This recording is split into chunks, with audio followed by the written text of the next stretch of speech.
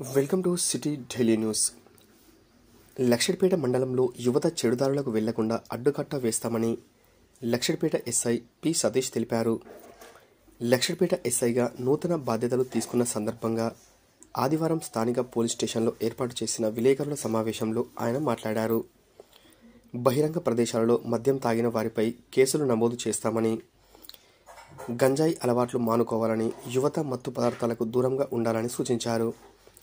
కొందరు యువకులు మోటార్ సైకిళ్లకు భారీగా శబ్దం వచ్చే సైలెన్సర్లను బిగించి ర్యాష్ డ్రైవింగ్ చేస్తున్నారని, తమకు భారీగా శబ్దం వచ్చే సైలెన్సర్లను తొలగించాలని, లేనిచో కేసులు నమోదు చేస్తామని ఆయన అన్నారు. మండలంలో విచ్చలవిడిగా ర్యాష్ డ్రైవింగ్ మరియు ఓపెన్ ప్లేస్లలో బహిరంగ ప్రదేశాలలో మద్యం సేవించడం కానీ మరియు గాంజాయి కూడా తాగడం జరుగుతుందని చెప్పి తెలిసింది. ఇట్లాంటివి ఏమి ఉన్నా కానీ అందరూ బంద్ చేసుకోవాలని చెప్పి మా తరఫున తెలుపుతున్నాను. వీటిపైన కొత్త చట్టాలు కూడా రావడం జరిగింది కాబట్టి వాటిపైన పర్టికులర్గా యాక్షన్ తీసుకోవడం జరుగుతుంది.